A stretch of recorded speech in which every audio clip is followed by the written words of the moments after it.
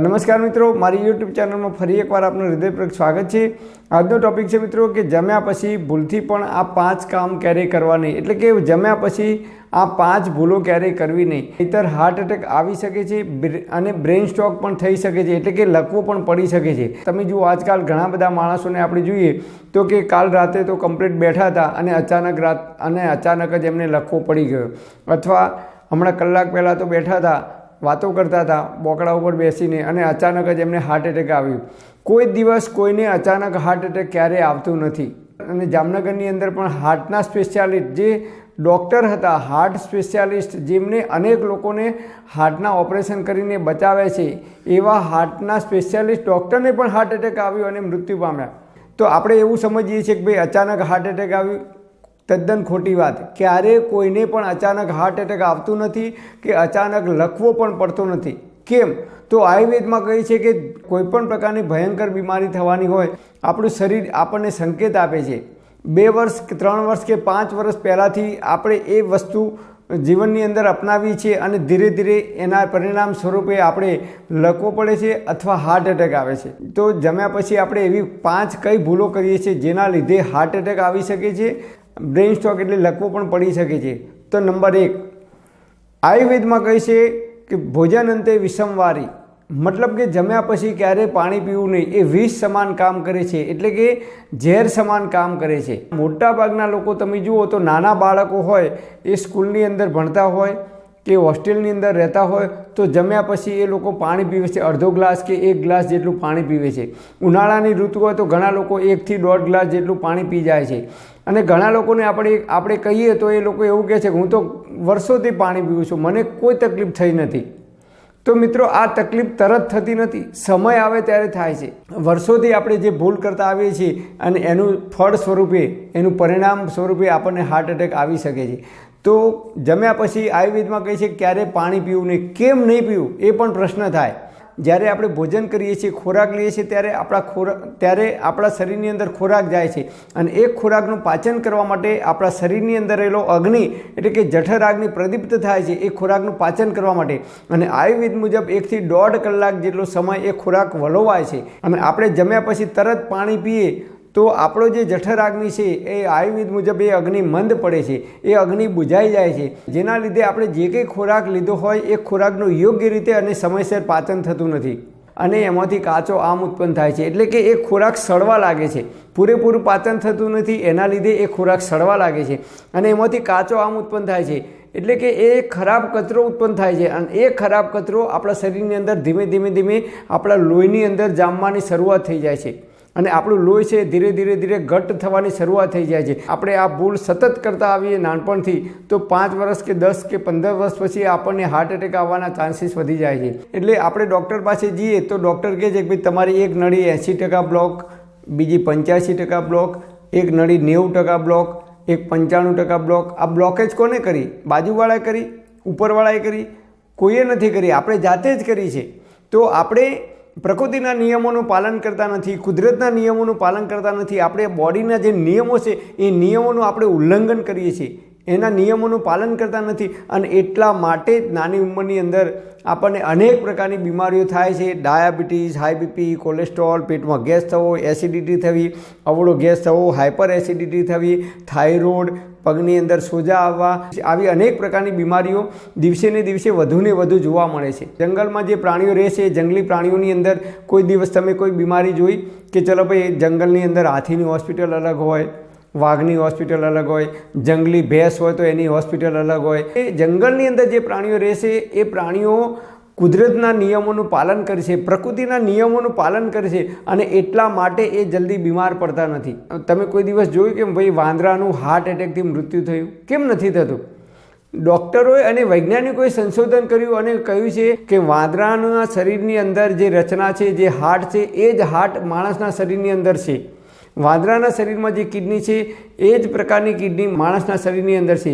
વાંદરીના શરીરની અંદર જે ગર્ભાશય છે એ જ બહેનોના શરીરની અંદર ગર્ભાશય છે, છતાં કોઈ દિવસ વાંદરાને હાર્ટ એટેક આવતું નથી, ડાયાબિટીસ થતું નથી, કોલેસ્ટ્રોલનો પ્રોબ્લેમ આવતો નથી કે એમને હાઈ બીપી થતું નથી। કેમ નથી થતું? કારણ કે એ જે પ્રાણીઓ છે એ કુદરતના નિયમોનું પાલન કરે છે અને કોઈ પણ પ્રાણી હોય તો એ સવારે જ્યારે સૂર્યોદય થાય ત્યારે એ પોતાના ખોરાકની શોધમાં નીકળે છે અને ભરપેટ ભોજન કરે છે અને પછી એક ભોજન કર્યા પછી 6 કલાક સુધી તેઓ કંઈ પણ બીજી વસ્તુ ખાતા નથી. કે ભેંસ હોય ગાય હોય તે ભોજન કર્યા પછી તરત પાણી નહીં પીવે, 1.5 કલાક 2 કલાક કે 1 કલાક પછી જ પાણી પીશે. બીજું, કોઈ પણ પ્રાણી છે તો એના પેટમાં દુખાતું છે કે પેટમાં ગેસ થઈ છે, પેટમાં કોઈ પણ પ્રકારની તકલીફ થશે, એ બકરી હોય ગાય હોય કે ભેંસ હોય, તો એ 1 દિવસ કે 2 દિવસ કે 3 દિવસ ખોરાક નહીં લે, ખાવાનું બંધ કરી દે છે. જ્યારે આપણે માણસ છીએ તો આપણે 24 કલાક ઘંટી ચાલુ હોય, આપણે ગમે તેવા બીમાર પડ્યા હોઈએ તો એ આપણે ઘંટી બંધ થતી જ નથી, ચાલુ જ રાખીએ છીએ આપણે ખાવાનું, અને એના લીધે અનેક પ્રકારની બીમારીઓના ભોગ આપણે બનતા જઈએ છીએ. આટલી બધી આધુનિક સુવિધાઓ થઈ, ટેકનોલોજી વધી, મોટી મોટી કરોડોની અબજો રૂપિયાની હોસ્પિટલો બની, છતાં તમે જુઓ રોગ બંધ થતા નથી કે ઓછા થતા નથી. કેમ? તમે ગમે તે હોસ્પિટલમાં સવારે જઈને ઊભા રહો 9-10 વાગે તો ડૉક્ટર આવ્યા છે એ પહેલાં દર્દીઓની લાઈન લાગી છે. દરેક હોસ્પિટલોની અંદર બાળકોની હોસ્પિટલ હોય, બહેનોની હોસ્પિટલ હોય કે જનરલ હોસ્પિટલ હોય, દરેક જગ્યાએ તમે જુઓ તો લોકો લાઈનમાં ઊભા હોય છે, કોઈના કોઈ રોગથી પીડાય છે. રાત્રે સંધ્યા ટાઈમ પછી પ્રાણીઓ છે, પક્ષીઓ છે, ખોરાક છોડી દે છે ખાવાનું, અને પોતપોતાના કબૂતર હોય, ચકલી હોય કે જે કંઈ પક્ષીઓ હોય એ પોતાના માળા તરફ જાય છે અને આખી રાત શાંતિથી પોતાના માળામાં બેસી રહે છે. તમારા ઘરની અંદર કોઈ તમે પક્ષી પાળ્યું હોય તો એને જોઈ લેજો, એને રાત્રે તમે 10 વાગે 12 વાગે કંઈક ખાવાનું આપજો તો નહીં ખાય, એ સવારે સૂર્યોદય થાય ત્યારે જ ખોરાક ખાશે. અને આપણે માણસ છીએ, રાત્રે 11:30 હોટલમાં જઈને ભોજન કરીએ છીએ. ઘણા લોકો રાત્રે 12, 12:30 ઓર્ડર કરી અને પીઝા મંગાવે છે, બર્ગર મંગાવે છે, મંચુરિયન મંગાવે છે. એમને ઈચ્છા થાય કે આજે ખાવું છે તો તરત મંગાવે છે. એ મોટી મોટી સિટીમાં તો રાત્રે 1-1:30 વાગે પણ લોકો નાસ્તો કરતા હોય છે કે ભોજન કરતા હોય છે. આમ આપણે કુદરતના નિયમોનું પાલન કરતા નથી. આયુર્વેદ કહે છે કે સૂર્યોદય થાય તે સૂર્યાસ્ત સુધી જ ભોજન કરવું જોઈએ અથવા ખાવું જોઈએ, તો જ આપણે તંદુરસ્ત અને નિરોગી રહી શકીએ છીએ. નિયમ નંબર 2, જે લોકો માવો ખાતા હોય, મસાલો ખાતા હોય એ કે તમાકુ ખાતા હોય, એ લોકોને ટેવ હોય છે જમ્યા પછી તરત જ એ લોકો માવો ખાવાનું તરત જ માવો ખાય છે, અથવા તમાકુ ભરાવે છે, અથવા બીડી પીવાની ટેવ હોય તો બીડી પીવે છે, બિસ્ટોલ પીવે છે. તો જમ્યા પછી તરત આ કામ ક્યારેય નહીં કરવું. કેમ નહીં કરવું? તો આપણે જ્યારે ભોજન કરીએ છીએ ત્યારે આપણા શરીરની અંદર એ ભોજનનું પાચન થાય છે. તો જમ્યા પછી તરત આપણે માવો ખાઈએ, બીડી પીએ, તમાકુ ખાઈએ તો શું થાય? એની અંદર રહેલું જે નિકોટિન નામનું ઝેરી તત્વ છે એ આપણા ખોરાકની અંદર ભળી જાય છે, અને ખોરાક જ્યારે વલોવાતો હોય ત્યારે એની અંદર એ રસ અંદર જાય છે, ત્યારે એ ખોરાકનું યોગ્ય રીતે અને સમયસર પાચન થતું નથી. લોહીની અંદર ખરાબ કચરો જમા થવાની શરૂઆત થઈ જાય છે, અને ધીમે ધીમે 5 વર્ષે કે 10 વર્ષે આપણું લોહી છે ધીમે ધીમે આવો બધો કચરો જમા થાય એટલે લોહી ઘટ્ટ બને છે.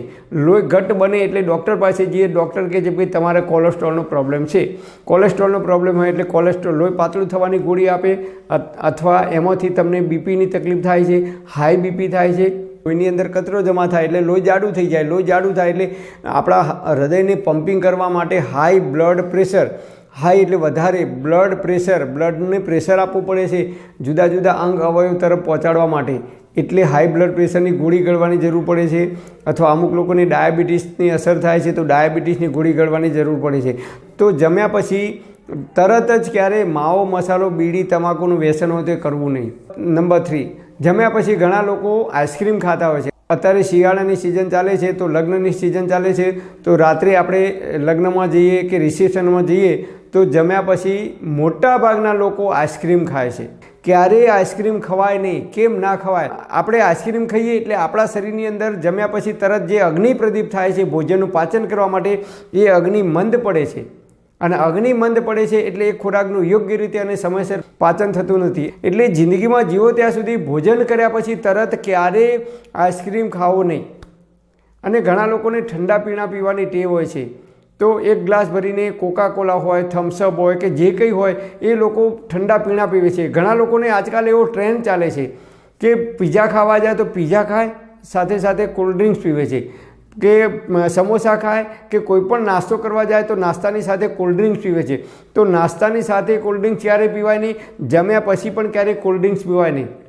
કારણ કે આ બધો કચરો આપણે નાખીએ છીએ શરીરની અંદરથી, એ કચરો છે એ આપણા લોહીની અંદર ભળી જાય છે, અને એના લીધે આપણું લોહી છે ધીમે ધીમે ઘટ્ટ થાય છે, અને એ ખરાબ કચરો, ખરાબ કોલેસ્ટ્રોલ જમા થાય છે, એટલે આપણને હાર્ટ એટેક આવવાના ચાન્સીસ વધી જાય છે. ઘણા લોકોને જમ્યા પછી તરત ચા પીવાની ટેવ હોય છે કે કોફી પીવાની ટેવ હોય છે. તો જમ્યા પછી તરત ક્યારે ચા પીવી નહીં કે કોફી પીવી નહીં, કારણ કે જમ્યા પછી તરત આપણે ચા કે કોફી પીએ એટલે જે ખોરાક આપણે લીધો હોય, ખોરાક વલોવાતો હોય, એ ખોરાકની અંદર ચા કે કોફી જાય તો એ ખોરાકને યોગ્ય રીતે અને સમયસર પાચન થતું નથી.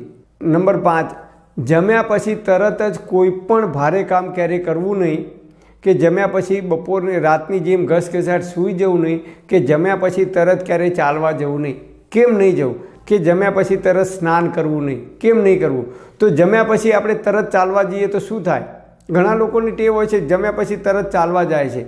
તો જમ્યા પછી તરત ક્યારેય ચાલવા જવું નહીં. કેમ નહીં જવું?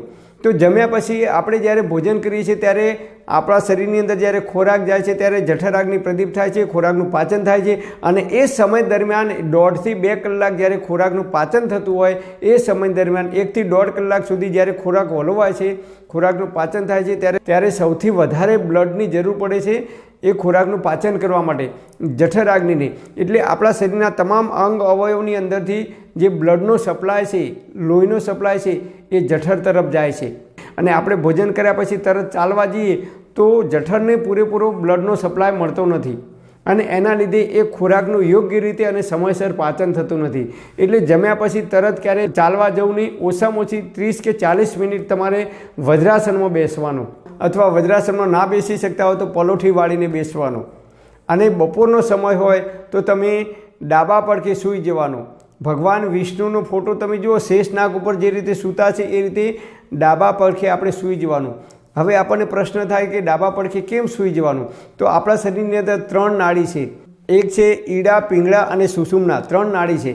આપણે ડાબા પડખે ભોજન કર્યા પછી બપોરે સૂઈ જઈએ તો આપણી સૂર્યનાળી એક્ટિવ થાય છે અને ખોરાકનું પાચન કરવામાં ખૂબ મદદરૂપ થાય છે. કે જમ્યા પછી બપોરે વામકુક્ષી કરવાની, રાત્રે નહીં, બપોરે.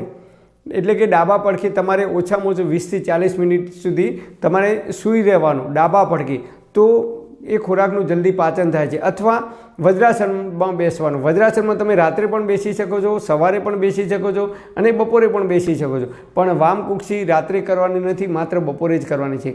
તો આ રીતે આપણે નાની નાની ભૂલો જે કરીએ છીએ રોજિંદા જીવનની અંદર, અને આપણને એમ લાગે છે ના કશું થાય નહીં, હું તો રોજ પાણી પીવું છું, વર્ષોથી પાણી પીવું છું જમ્યા પછી તરત. ઘણા લોકો કે હું તો રોજ માવો ખાઉં છું, રોજ મસાલો ખાઉં છું, રોજ તમાકુ ભરું છું 15 વર્ષથી 20 વર્ષથી. તો એ સમય આવે ત્યારે diabetes, high BP, cholesterol, thyroid, uric એસિડનો પ્રોબ્લેમ, ગમે તે એક બીમારીનું સ્વરૂપ ધારણ કરી શકે છે. અથવા અચાનક હાર્ટ એટેક આવવું, અચાનક લકવો પડવો, ગમે તે એક ભયંકર બીમારી સમય આવે ત્યારે એનું સ્વરૂપ ધારણ કરી શકે છે. તરત ક્યારેય નહીં થાય. આજે માવો ખાવાની શરૂઆત કરો તો તરત નહીં થાય, પણ સમય આવશે 30, 35 કે 50 વર્ષ પછી તમને આમાંથી ગમે તે એક બીમારીનો ભોગ બની શકે છે. આવી નાની નાની બાબતોનું જો આપણે ધ્યાન રાખીશું અને આયુર્વેદ પ્રમાણે જો આપણે આયુર્વેદિક લાઈફસ્ટાઈલ અપનાવીશું, પ્રકૃતિના નિયમોનું પાલન કરીશું, કુદરતે જે નિયમો બનાવે છે આ બોડીના, શરીરના, એ નિયમોનું જો આપણે પાલન કરીશું તો જ્યાં સુધી જીવીશું ત્યાં સુધી તંદુરસ્ત અને નિરોગી રહી શકીશું. પરમપિતા પરમાત્મા આપ સર્વેને તંદુરસ્ત અને નિરોગી રાખે એવી હૃદયપૂર્વક મારી પ્રાર્થના. Thanks for watching my video. Thank you.